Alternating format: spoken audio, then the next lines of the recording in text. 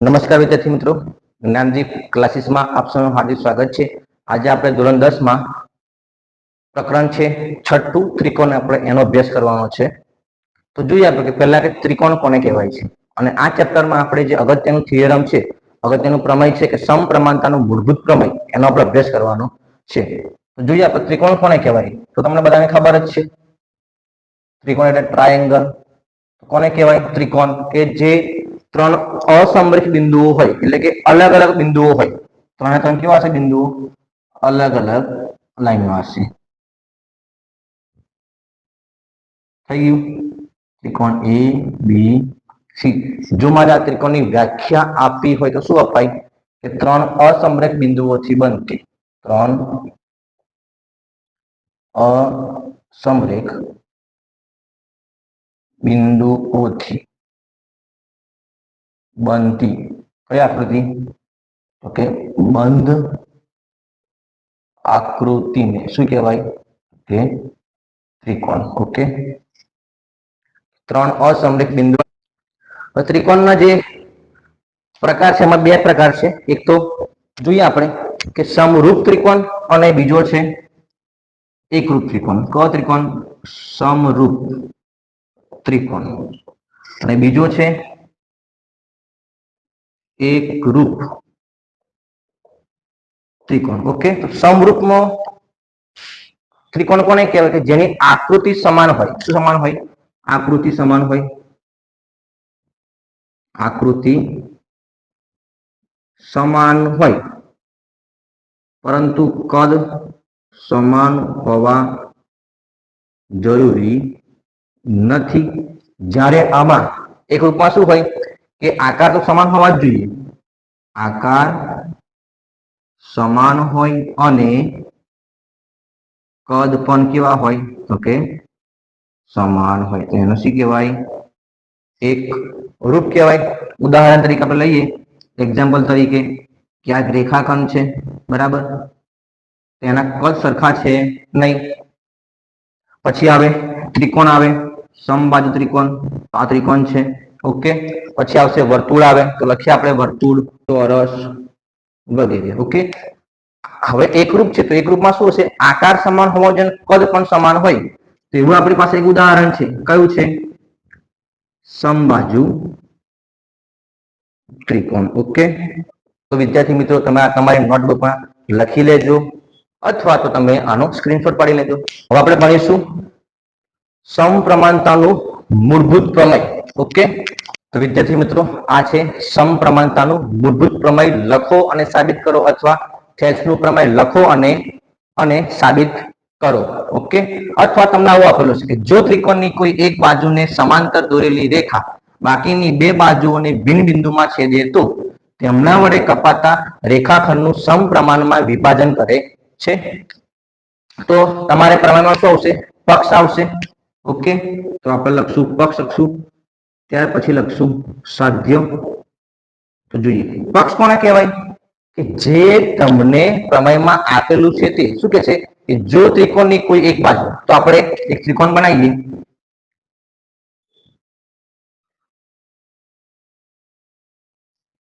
ત્રિકોણ એ બી અને સી છે। તો આ કોઈ ત્રિકોણ છે।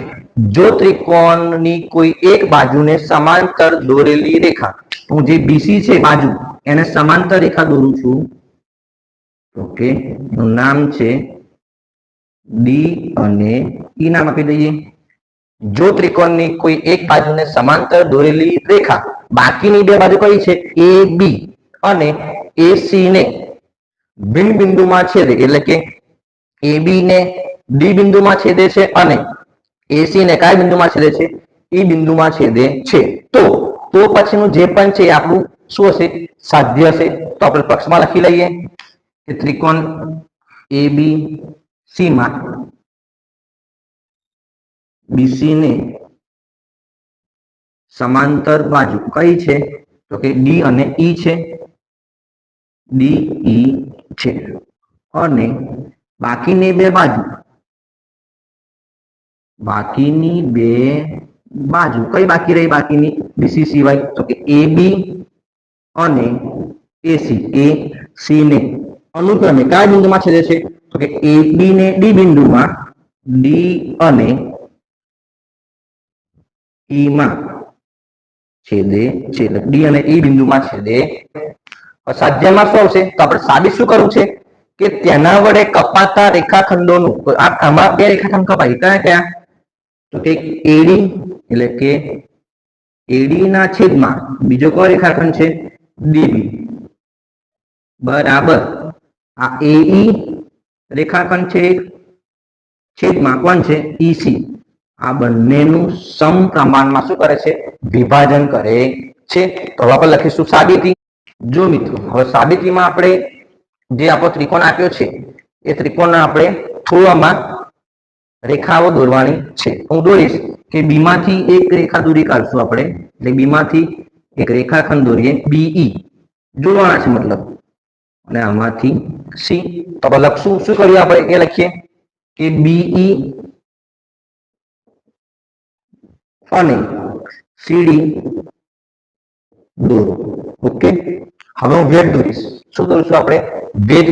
ઈ માંથી જે એબી બાજુ છે એમાંથી એક વેધ છે ઈ એન. ઓકે, અને એસી માંથી એક વેધ આપણે દોરશું એમ. જ્યારે પણ આપણે વેધ દોરીએ તો આ વેધ છે એ લંબ હોય, એટલે કે 90 અંશનો ખૂણો બનાવે. કેટલાનો ખૂણો બનાવે? 90 અંશનો ખૂણો બનાવશે. તો લખીએ આપણે, શું લખશું હવે? એબી લંબ કયો વેધ છે? એબી લંબ, એબી ને લંબ કયો વેધ છે? E N. Okay, E N અને એ સી ને લંબ કયો વેધ છે? ડીએમ. કયો વેધ છે? ડીએમ. ઓકે, નીચે લખીએ એબી લંબ કયો છે? ઈ એન અને એસી લંબ ડીએમ દોરો. ચાલો હવે જે ત્રિકોણનું ક્ષેત્રફળ છે તેનો આપણે ઉપયોગ કરશું. કોનું? ત્રિકોણનું ક્ષેત્રફળ. ચાલો વિદ્યાર્થી મિત્રો, તમને ખબર જ હશે કે ત્રિકોણનું ક્ષેત્રફળનું સૂત્ર શું છે? તો કે 1/2 એટલે 1/2, 1/2 ગુણ્યા પાયો ગુણ્યા વેધ. ઓકે, ચાલો હવે આપણે ત્રિકોણ લઈશું. જોઈએ, જો આપણે આ જે ત્રિકોણ છે એમાં આપણે ભાગ પાડી દઈએ તો તમને વધારે ખબર પડે. તો જોઈએ, આપણે ત્રિકોણ લઈએ. આ ત્રિકોણ છે એ ડી ઈ. ઓકે, અને એમાંથી કયો ત્રિકોણ લીધો આપણે? આ એ ડી અને ઈ. અને ઈ માંથી વેધ છે, કયો વેધ છે? ઓકે, એન છે. ત્યાર પછી હવે આપણે સાબિત શું કરવું છે? જોઈએ કે જે સાબિતી છે એમાં લાવવાનું શું આપણે? એડી ના છેદમાં ડીબી. ઓકે, એડી ના છેદમાં ડીબી એટલે મારે આ ભાગ જોઈએ એડી અને ડીબી વાળો. બરાબર છે, આ એડી અને ડીબી એટલે મારે આ ભાગ જોઈશે. ડીઈસી ત્રિકોણ વાળો ભાગ જોઈએ. કયો ભાગ જોઈશે? તો મારે આ ભાગ જોઈએ, કેમ કે આ ભાગ હોય ત્રિકોણ બનાવવાનો છે. તો બીજો ત્રિકોણ કયો હશે? તો લખી લઈએ આપણે બીજો ત્રિકોણ કયો બનશે? ડી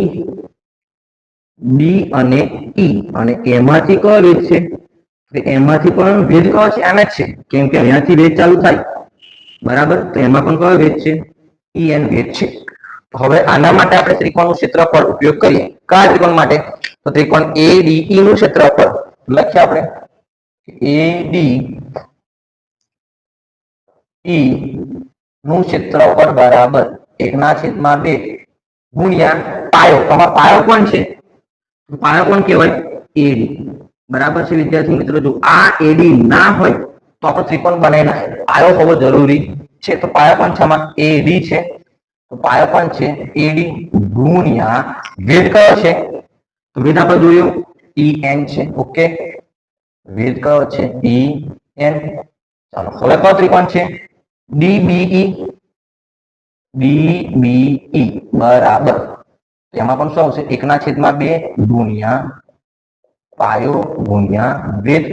તો લખી દીધું, સૂત્ર આપણે લખેલું છે, તો પછી આપણે વારંવાર લખવાની જરૂર છે નહીં. તો 1/2. હવે પાયો કોણ છે આમાં? તો કે આમાં પાયો કોણ છે? આ પાયો કહેવાય. કયો પાયો? ડીબી. ઓકે, ડી ગુણ્યા વેધ કયો છે ઈ એન થઈ ગયું.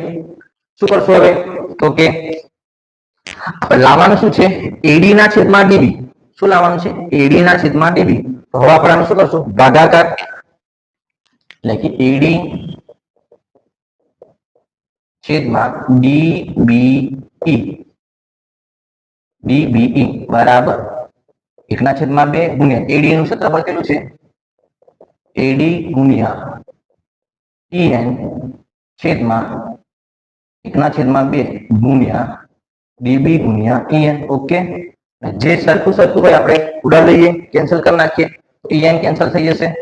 આ 1/2 ગયા 1/2 ગયા ઈએન ગયા ઈએન ગયા. હવે રહ્યું શું આપણી પાસે એડી ના છેદમાં ડીબી. કોણ રહ્યું એડી ના છેદમાં ડીબી. અને આ સમીકરણ નંબર કયો થઈ જશે આપણું 1. ચાલો હવે આપણે સાબિત શું કરવાનું છે એ જોઈએ. તો હવે એઈ ના છેદમાં ઈસી. ઓકે એઈ ના છેદમાં ઈસી આપણે સાબિત કરવાનું. એઈ ના છેદમાં ઈસી તો એના માટે મારે કયો ત્રિકોણ ઉપયોગ કરવો પડે તો જે આ ત્રિકોણ તો આવશે. ઓકે એ ડી અને ઈ તો આવવાનો જ છે. તો લખીએ આપણે ત્રિકોણ એનો ત્રિકોણ આવશે એ ડી ઈ. પણ હવે વેધ કયો છે તો કે એસી પર વેધ કયો છે ડીએમ છે. તો વેધ કયો છે આમાં ડીએમ વેધ છે. વેધ કોણ છે એમ છે. અને આપણે હવે આ જોઈએ છે કયો ભાગ ઈસી વાળો ભાગ. તો આ ત્રિકોણ બને ડી ઈ અને સી. એ ત્રિકોણ લખીએ આપણે.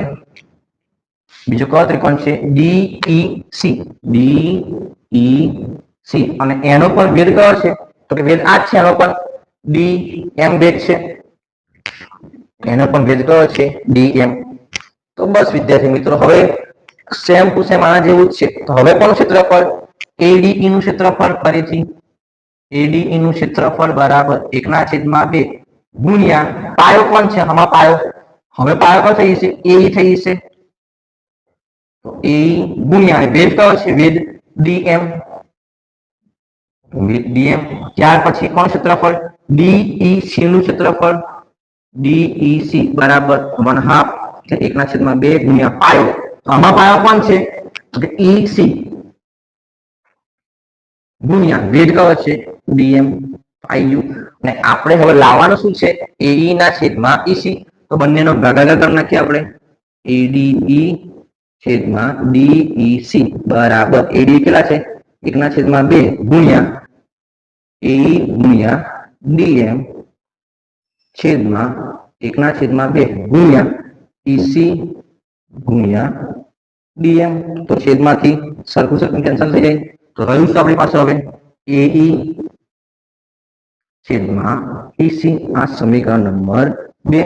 ઓકે તો વિદ્યાર્થી મિત્રો તમે તમારી નોટબુકમાં લખજો. હજુ આપણો પ્રમેય પત્યો છે નહીં. પણ હવે જુઓ કે જે બે ત્રિકોણ આપણે લીધા કયા કયા ડીબીઈ અથવા બીડીઈ અને ત્રિકોણ બીડીઈ અને ત્રિકોણ બીજો કયો હતો ડીઈ સી એ. જો આ બંને ત્રિકોણમાં એક બાજુ સામાન્ય છે બરાબર. જોજો આ બાજુ જ્યારે આપણે ત્રિકોણ લઈએ બી ડી અને ઈ તો આ બાજુ સામાન્ય આવી અને પછી લઈશું ડી ઈ અને સી. એટલે કે આ જે બાજુ છે કઈ બાજુ ડીઈ એ સામાન્ય છે એટલે એક જ પાયો કહેવાય કે ડી બીડીઈ અને ડીઈસી એ એક જ પાયા કોણ છે આમાં ડી છે. ડી પર આવેલા છે. અને સમાંતર બાજુ કઈ છે કે બીસી અને ડીઈ એને સમાંતર છે. એટલે કે બીસી સમાંતર ડી ની એ ક્યાં છે તો કે આ બંનેની વચ્ચે છે. કયા ભાગમાં છે આ બંનેના વચ્ચેના ભાગમાં છે બીસી ની વચ્ચે છે. તેથી શું લખાય કે આ બંને ત્રિકોણ કેવા થઈ જાય સરખા થઈ જાય. BDE is equal to DEC. સમીકરણ નંબર 3. અને હવે સમીકરણ 1 2 અને 3 પરથી શું લખાય? જે આપણે સાબિત કરવાનું છે તે એડી ના છેદમાં ડીબી બરાબર શું મળશે? એ ના છેદમાં ઈસી. આપણે આ પ્રમાણે સાબિત કરી દીધું. જો વિદ્યાર્થી મિત્રો તમને આ વિડીયો અથવા આ થિયરમ તમને ગમ્યો હોય, જે અમારી બનાવવાની ટ્રીક છે, તો તમે આ ચેનલને સબસ્ક્રાઇબ કરો અને તમારા મિત્રોને વધુમાં વધુ શેર કરો.